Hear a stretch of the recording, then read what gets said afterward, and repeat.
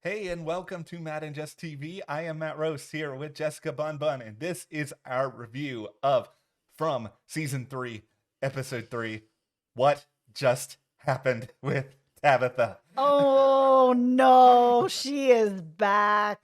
It was this episode really blew my mind. This whole season, every single episode this season, I have left the episode Yeah, like with my mind just blown. I cannot believe it when they were just like, "Oh, there's a tree in the road." I was like, "Oh no." they pulled my heart out while it was still beating. They stomped on it. They then ran over it in the car, and it is just like the remains of it are out there with the tree. I will say this. I had been hoping ever since we met Henry Yeah. that we were going to see Henry and Victor reunited. And it looks like I'm not going to get my wish. I hope. Oh, it's a crazy thing where it's like I hope you get the wish, but then it's also that means that Henry is in the town, and that means Henry's got to suffer too. It is the ultimate. Absolutely. This show is the ultimate double-edged sword in a lot of ways, where I really thought that they were going to draw out this storyline with Tabitha a lot more than this. Like, I thought eventually she would probably have to get back to Fromville Yep. just because you can't really have one of your main characters separate from the rest of the cast forever, and it's too early in the series to suddenly pluck everybody else out. But episode 3, you're doing it now, and why you're doing it now, that's an interesting question we can dive into. What I really love about the idea of Henry being in Fromville is that he probably actually has some answers because of everything that was going on with Miranda back in the real world. And we'll even Yeah. get into that as well. There was a period there where Tabitha was like, am I still in Fromville? This is just like another version of it. But before we get too deep into Mhm. anything, make sure you hit that subscribe button. We are covering From here every single week with video reviews. We are also covering Grotesquerie if you're looking for more horror related shows. We're also going to be covering American Horror Stories. Teacup is coming up, and so is Sweet Pea. There is so much horror coming Yeah. up here at the channel. So hit that subscribe button and stick with us. If you guys want to support us further, join our Patreon because we are covering The Penguin exclusively over Mhm. there. We have a link in the description so you can check that out. And thank you so much to our patrons for your support. Okay, we recently had a chance to speak to Catalina, who is the actress behind Tabitha, Yeah. and she talked to us a bit about her not really knowing what to do when she ended up actually getting into the real world because she didn't have any ID on her. She doesn't have any money on her. She doesn't know where she is really. The only clue she has is Victor's lunchbox. So by the time she gets to Henry, she told us that there's no one else that she can really trust. Like, should she trust Henry? It doesn't matter. It's the only person she has. It's so funny that Catalina also said, oh, there's going to be a lot of answers coming. And I was happy to hear that, but I was also thinking, well, of course, they're going to give us some answers. But what I did not expect was there was going to be answers this quickly, Yeah. answers involving her and Henry getting back to Fromville this quickly. And we're now in this spot where, yeah, Henry could be a beacon for these people in the town. He could offer some sort of help, but is Fromville the town going to be like, oh, you brought him in here? Well, now I'm going to do, scare factor times 10. I'm going to make this so much worse on you. Yeah, it feels like he should be able to have information that maybe Yeah. the town doesn't have. And as he's hopefully going to be navigating through the town, he's going to see or recognize things that maybe the town doesn't understand, but he does because he was with Miranda. Okay. I have a theory here on to why they're back in the town in the first place. Okay, Because tinfoil yeah, hats on, guys. Here we go. I don't think this was necessarily meant to be their destiny. And I've said a lot this season in particular that I think what is going on in Fromville is sort of this manifestation that these people are all destined to do these big things, but in order to get to the other side of it, they have to survive this. They have to find a way to basically earn the destiny that they're meant to have. I don't think Tabitha's destiny was necessarily to go back to Fromville right now. I think she was faced with this interesting test where she was so close. She was being driven to the real place, like where all of this maybe could have started. Like it was not that far on the horizon, but she sees the connection to Jim. Like, whether this is a test, a coincidence, nothing else. She sees this, and all of a sudden, this is a test that she cannot surpass. And because she freaks out about all of this, she basically cancels out her own destiny at this point, and she is forced back into the town. Her pulling out that bracelet. Yeah. And at that point, because she sees all these connections, like, oh, wow, that's weird. This is me and Jim's song. She pulls out that bracelet and she's like, nah, miss me with this. There's no way. This is not a thing. I'm absolutely still here. Things are still being tested. I no longer trust you. This is just not a thing that's happening. It is impossible that this would be here. And she's trying to get out of the car, and now she's back in Fromville. Yeah, I understand why she's freaking out. Like, I will make that abundantly clear, but I think that there is a universe where she sort of takes maybe more of this in stride, that maybe she's actually able to get to the end game of a little bit more. But this is a lot of the test of the human condition, in the sense of how much faith can we all kind of collectively have in things that we don't understand. Because I think it's very easy to buy into the idea that people have the same song. Like, when I was young, dating myself, every single person I knew was like, Truly Madly Deeply by Savage Garden is their song. And they all, Savage Garden, who has maybe 2 hits that I can think of. But like, I think that a lot of people have the same song. I think Tabitha can get past that. But once you get to the bracelet, like a tangible object, then it gets kind of weird and kind of cosmic. And then you're really having to give yourself up to this like aura of coincidence. And she's not able to do that. For me, it's a ultimate what could have been situation, because we're never going to know the answer. Yeah, that bracelet she can explain away in actual Fromville, because everything is so bizarre and they've seen so many things. But if you're in the real world and here shows up this bracelet that she made with these shoelaces, then it's like, nah, we're not in the real world anymore. This would never be here under any circumstances. So I will say, though, that it is concerning that an ambulance has come and that there are 2 new people there that are able to help people medically. And it makes me worried or concerned that we are going to see the people that are there, like Christy, maybe go, that they're going to be replaced with other people that are going to be able to help. Nothing in Fromville seems to be a coincidence. Like, that is the big thing. No, they always seem to take something away to then deliver something else, like what happened with Kenny's mom, and then the food drying up, and then they took Kenny's mom, and now we have food again. Now we see that, Christy had her leg in this trap. Is that going to kill her? Probably not, but maybe. I don't know, man. They always take away something to bring in something else, and now they've just brought in 2 other medical professionals. I'm worried.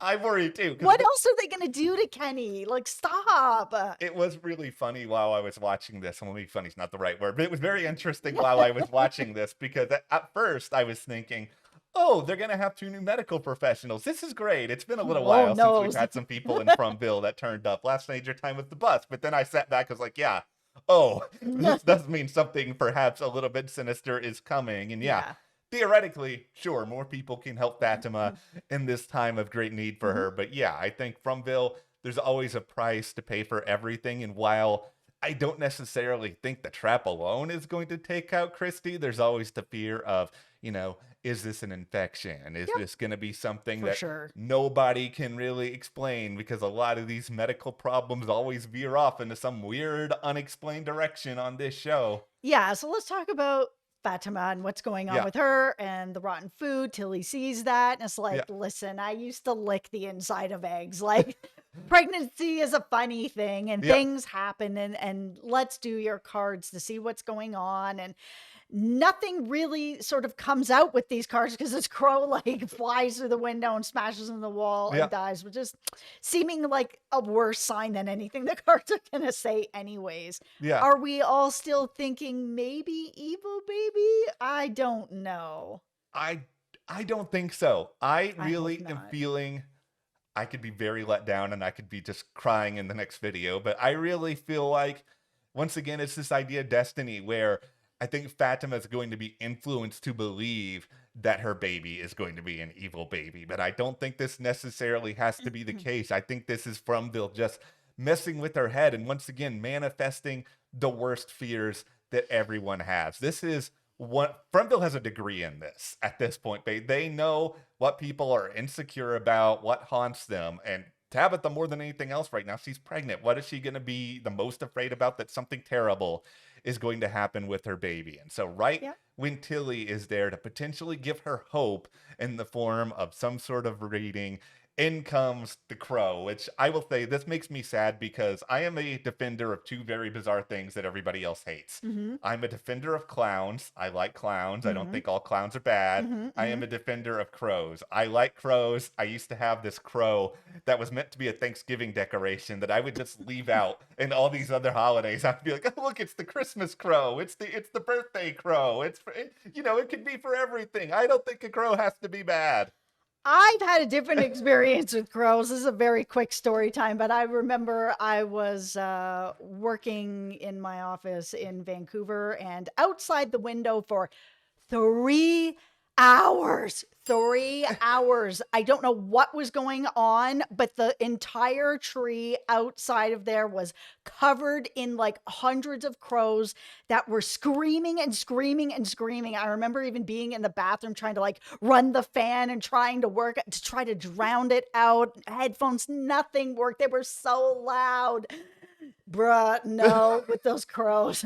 Just wanted to be your friend. That's all that was going on. They was having a No, problem. But for me, I've really felt like children are the biggest theme of Fromville. I mean, Tabitha's, oh, we need to rescue the children. The same with Miranda. Oh, the children are the key. We got to be able to get them out of the tower. There's, only one child in Fromville, and it's Ethan. And then there's the boy in white that's showing up. There's the Angui children as well. Like it's all connected to children. So Fatima being pregnant, it's going to be interesting.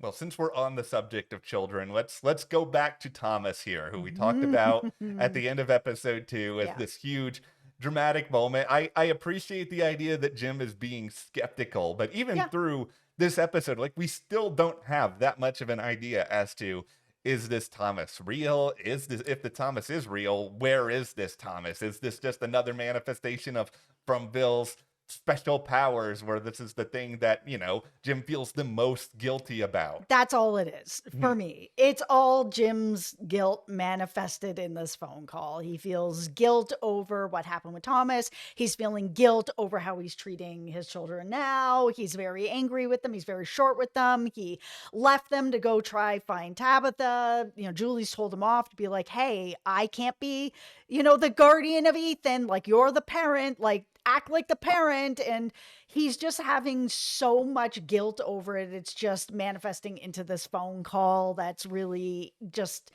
it's coming down on him. He's just unable to really reconcile what happened with Thomas and how it's affecting his children now and how it's affecting him and how he's treating his children now. Yeah, and it's all being culminated further by the fact that he doesn't know what's going on with Tabitha. Like, he is spiraling and spiraling. Yeah. Like, the dude needs somebody to talk to who is an adult, who can actually help him, who can calm him down, because he'll have like these fleeting moments where he's like, I'm going to be super dad now. I'll show them. I'll bring them in. I'll make them some. But then, and just a split second later, moment Ethan starts asking a lot of questions about Tabitha, then he just goes completely off the rails. He has no emotional center. He is just swinging every direction. Okay, let's talk about somebody else who's swinging in every direction, and that's Boyd. Because Boyd brought up the idea of using the talisman to capture a monster, thinking that if it can keep the monsters out of something, maybe it can keep them in somewhere. And my first thought was like, you were in the barn with the monsters and you put the talisman up and like it did not save anybody. So is like, how are you really thinking this out? And his idea is going to be to get them in somewhere and put the talisman on the outside to see if that will stop them from being able to get out of that place. And now that he knows further a little more about them, that not only can they talk, but they are a lot more intelligent, they're a lot more manipulative than he realized, he thinks he's going to be able to find a way to get one to talk to him. And yeah, maybe they will talk to him, but are they going to be honest with them? It's unlikely. this is not a great plan for Boyd. I'm sorry, Boyd. I love you. I love Harold. I'm just very worried that what is going on here is that Fromville knows that you're starting to get a little bit impatient. And I Yes. understand why. You're losing people you care about. You've been there for a long time at this point. I think Fromville is going to continue to find ways to push Boyd into maybe trying this at this point because they know it's not really going to work because it's sort of, yeah, can you get one of these monsters to talk? Maybe, but they have all the time in the world on their hands here, apparently. Like, it doesn't really feel like there's anything you can hang over them that's going to make them suddenly be like, okay, here's some answers on a silver platter for you. Thank you. Have a nice day. Well, the other thing is, how do you how do you really get them to talk? Because you Yeah. can't be in the room with them, like, they'll kill you. So what are you doing? You're locking them in somewhere and then being like, "Hello," through the window. Like, nothing works. Donna said, "We've tried everything. Like, you can't kill them, you can't wound them, Yeah. you can't do really anything. You're out of worms. So what are you gonna do about this?" sort of thing. And Boyd has this idea that he's going to stay in Randall's bus. Yes, it's Randall's bus now. And he's going to look out throughout the night and see what he can learn. At least he's doing some research. Boyd, oh man, I'm worried. I give him credit for trying. It's like good on you. You don't want to just sit on your hands. I appreciate that. I think the thing that you got to be patient about, but this is the thing that you actually need to figure out. Is there something that motivates the monsters emotionally? Because anything that you do to try to stop them physically, it's not going to work. There's just been too many examples of that. Like, you actually need to figure out if these monsters are motivated by anything, if they want anything, because then that may actually be something that you can use against them. To me, that Yeah. feels like the only way. The other thing that I'm wondering about is, let's say Boyd does trap them inside something. Yeah.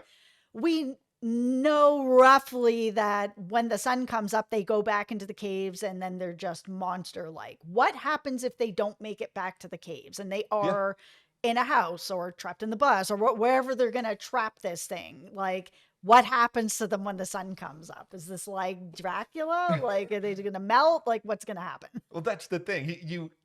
I appreciate the need and the desire for research. My fear is that you're not going to think everything through because you're going to be too impatient because more and more bad things are going to happen. We keep hearing, oh, it's about to get so much worse. And we have characters who are increasingly freaking out. And that brings us to Mr. Freakout himself, which is Jade. Yeah, Jade. Oh, Jade. This is the last person that needs to be seeing people who drinking out of skulls because this guy has been paranoid since the very beginning. Yeah, he is definitely connected to this town in a way that nobody else is. He is seeing things that I think are clues, whether it's to the past, to the future, whatever it is. He sees this guy attached to a tree. He later sees him with this skull. And he's drinking out of it, his blood everywhere.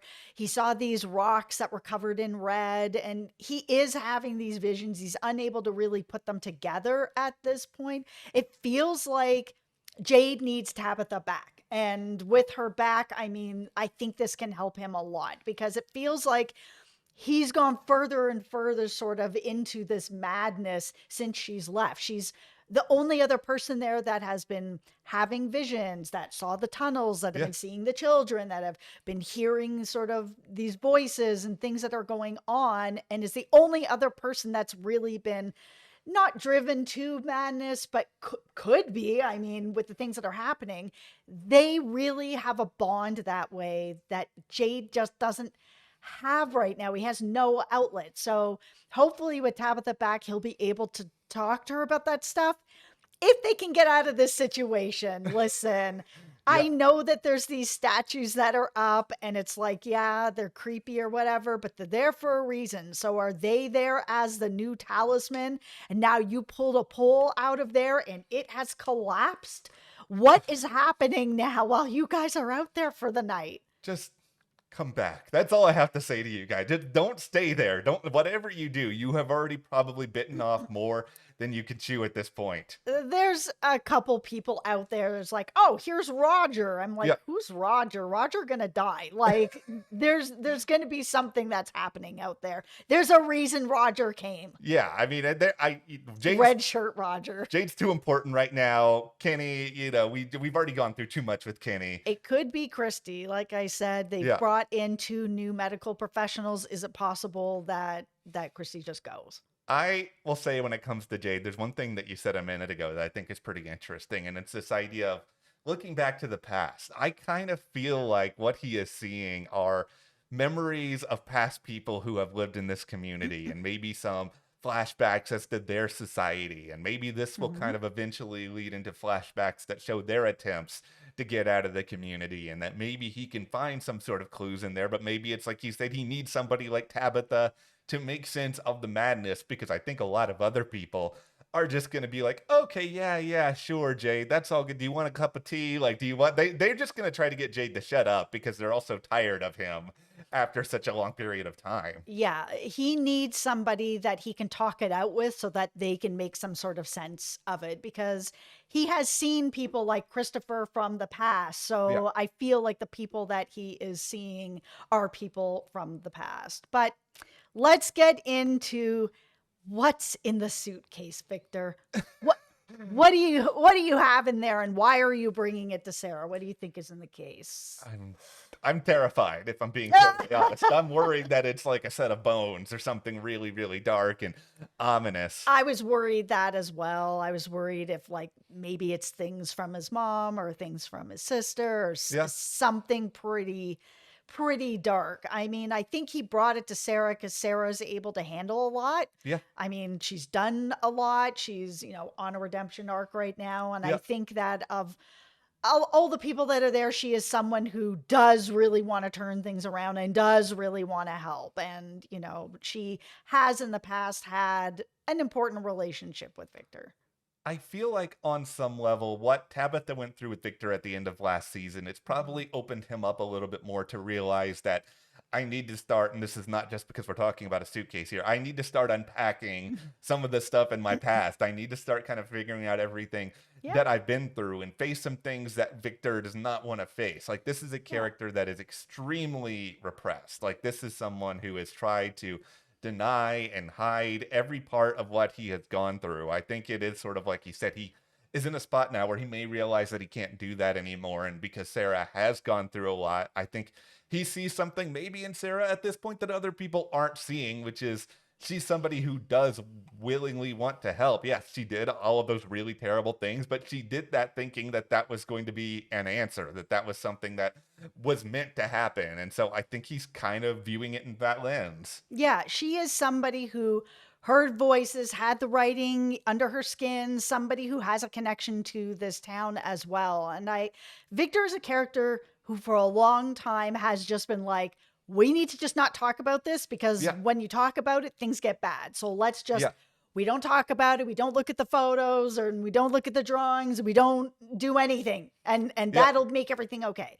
But I think he realizes now that that's just not good enough, because everybody else is poking around. Everybody else is looking for answers. Lots of things are changing. So at this point, I think he's like, well, me too. This is the only way that we're really going to be able to figure things out. And so he's going to Sarah with it. Yeah, I think we're entering the phase of Fromville now where basically all bets are off. Yeah, I think that what's in this suitcase has to be stuff that is connected to his mom. Like the Miranda feels like the connection of everything. I mean, she's the person who saw Fromville before she ever got there. She saw all these different things. She was connected to it. Then she was brought there. Then she seemingly died there. I've been feeling like that's not the case. I know Victor saw her body. So before you guys are like, tick, tick, tick, tick, tick, tick. Yeah. I know that my theory has been that I think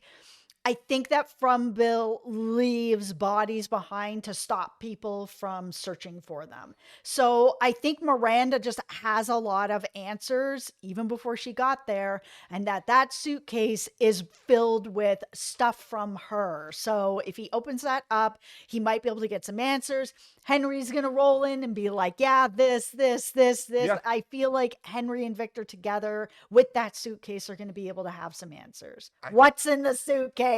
I do think it's something that will be answers. I can't speak to whether it's going to be good or extremely dark, but I think it's going to give information that starts to push things forward. And I think as we do look ahead here, one of the big questions I have is, with Tabitha now back, she found a way out of this community. Yes. You know, it's the lighthouse, the boy in white, everything that happened to her.